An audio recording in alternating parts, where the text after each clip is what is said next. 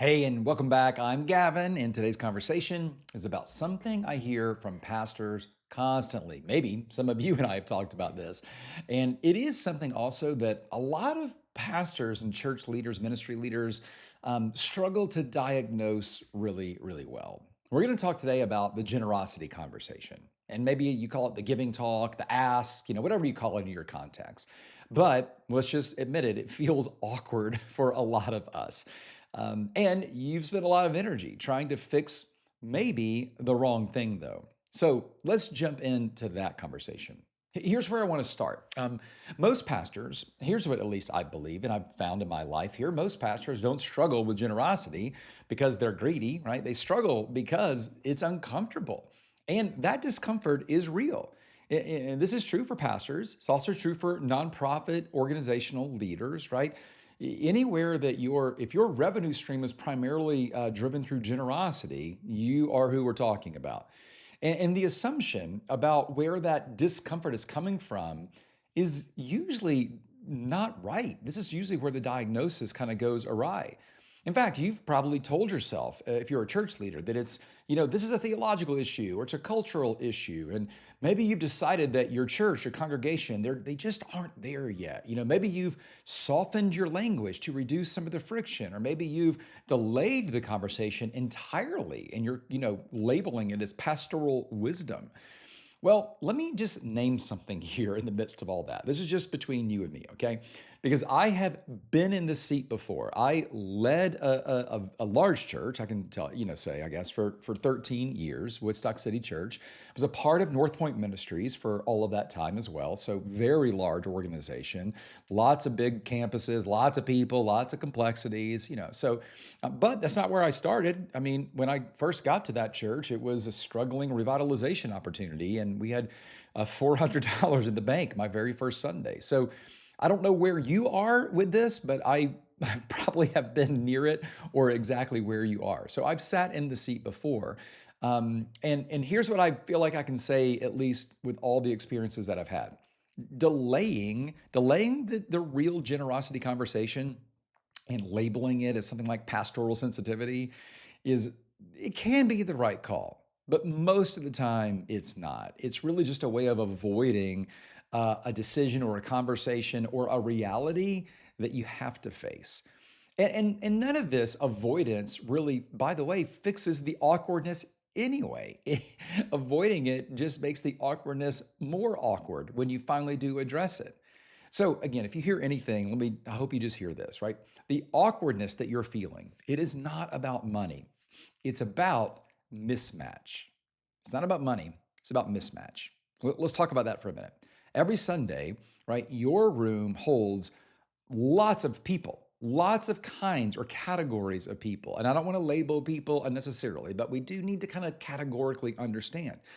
There are some people in your church, in your room, that are exploring faith for the first time. There are some who have been in the church for 20 years and they have set up recurring giving, and they've done that for 18 of them. I mean, someone who is spiritually engaged, but they're just really financially stretched right now. Someone who is financially very capable and almost completely disconnected from generosity as a spiritual practice. I mean, think about, and we could go on. There are lots of different versions of people sitting in your church on any given Sunday. And so when you get up to talk to all of them with one message for all of them, bingo, that's the problem.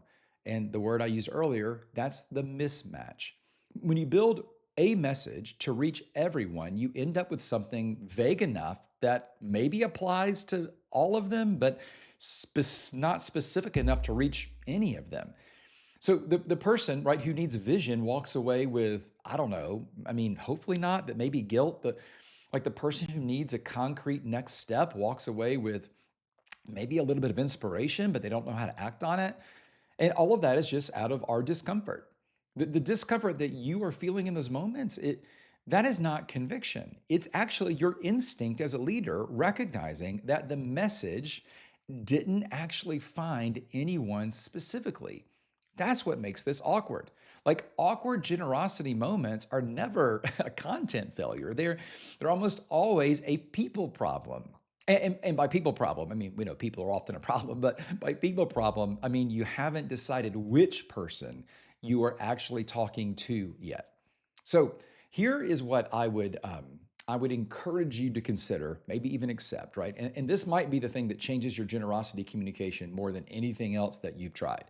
Okay, generosity is not one conversation. Generosity is not one conversation.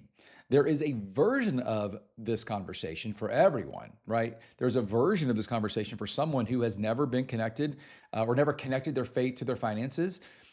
They need an entry point, not a challenge. They something that makes a first step feel achievable, possible, the right thing to do, emotional even maybe. But it doesn't need to be spiritually compelling for this person. There's also a version though for someone in the middle, right? They've given something, but they kind of give loosely or sporadically. They have no practice, no real plan, no clear why. They need clarity about what a next step looks like and why it matters now. There's also a version of this message for someone who is all in spiritually and financially. And they don't need to be convinced. They just need to be deployed. They need to know that their generosity is doing something very specific, not just sustaining operations, right? Same topic, by the way. It's all generosity, but completely different messages. And I don't know about you, but most pastors deliver one message. And I get it, right? You're standing in front of a room full of people. And you don't get to choose who shows up on a given Sunday. Like you don't have we don't give Sunday morning. That would be better, right? Actually, it wouldn't be. But when you look at your church, you have all of these people sitting in there at one time. You don't get to choose who shows up. You do not get to choose who you're designing, the Sunday for, but you do get to decide who you want to design the message for on any given Sunday. That choice is actually available to you every time. And have you ever thought about this before? Just because the room is full of different people doesn't mean you have to talk to all of them every Sunday. So before your next generosity moment, it could be from the stage or a letter, or an email, or maybe you're about to do some sort of campaign kickoff thing. I'd love for you to just ask one clear question. Who am I actually talking to right now? And this is not who is in the room. I don't want you to list a bunch of things. Who are you going to talk to? So not who's in the room in a general sense, but very specifically, who is the person that this message that you are writing, you're about to deliver, is designed to move? And what do they need to hear because of where they are in their current kind of spiritual generosity walk journey? What do they need to hear? What would it take for this moment to produce a step instead of just a feeling? Those kind of questions change everything about how you communicate. I mean, it changes your illustrations, it changes your ask, it changes your level of specificity. When you know who you're talking to, right? Vagueness disappears because you're no longer trying to reach everyone and hoping that someone hears it. You're designing for a person. And the odds of that person taking a step go up dramatically when we speak specifically to them. So the conversation, guess what? Stops being awkward when it stops being generic.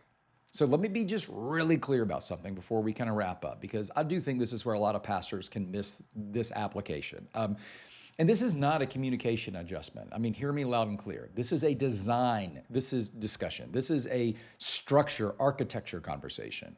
So it means that you can't just walk into a generosity moment with a message built to cover all the bases. You need to choose. And again, specifically, who is this for? What are they ready to hear? Why are they where they are right now? What is their best next step? What does movement look like for them today, right now? And you're going to read the room. That's okay. Wrong sometimes. That's okay. You'll prepare for someone in the middle of this journey and discover the room is full of people who haven't started yet. And that's okay. It's a data point. It's not failure. You just adjust. So the alternative, by the way, to this, and again, if you're thinking, well, that seems like too strategic or whatever, well, here's the alternative. You just aim at everyone again.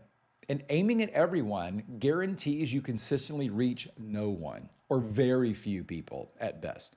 So design, it's a discipline. It does require some, forward thinking. It requires decisions, and the decisions require you commit to who you are talking to before you start talking. So here's something I have seen happen when pastors actually do make this shift. In case you're wondering, does this work? It does. When the message is built for a specific person, something changes in the room. Like the right people lean in because the message sounds like it was written for them. And by the way, because it was. The other people, by the way, right, they still hear something too. And if it isn't aimed directly at them, it feels more real in a way than a message trying to be built for everyone anyway.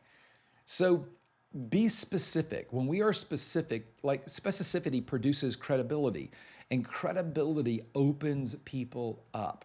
So here's what I'd love for you to consider this week. Again, you don't have to, but I would give it a try. Don't wait for the next generosity series. Like, don't wait until your next campaign comes along to start adjusting this way. I would encourage you to pull up your next generosity communication. And again, whatever it is, the stage moment, the email, the letter, the series opener, just whatever. Open up that communication and ask, who is this for? And do not answer it vaguely. Name the person. And in a way, you may actually want to name a person that you know. Now, you don't say that from stage, but that gives you incredible clarity to help you craft this content for a specific person who is in a specific place along a generosity journey. What does that specific person need to hear? What would help them take a next step? What does movement look like for that person? And after you think that way, rebuild your message from those answers. And if you can't name who you're talking to, guess what? You don't really have a message worth delivering yet. You have content. And there is a meaningful difference between content and a message designed to move a specific person. That message finds someone. And content, it kind of just sits there in hopes that somebody heard it. So quick close, we'll be done. Because I think this is easily something that gets skipped over all the time, right? Every generosity conversation, right, that misses more, every generosity conversation, right, that misses, it misses a financial moment, yeah, but I think more importantly, it misses a financial opportunity. And finances are a spiritual conversation for people. It's not just emotional, it's highly spiritual. And so when we miss this moment, we're missing a formation opportunity. And when you keep overriding your instinct and you keep softening your language and delaying the conversation or defaulting to just inspiration without direction, you aren't protecting people from pressure. You're protecting yourself from a design decision that you just haven't made yet.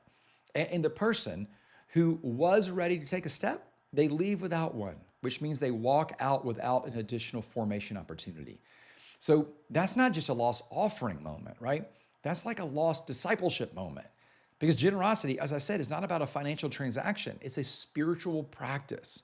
And when you design your communication to avoid discomfort, you aren't protecting their formation, you are slowing it down.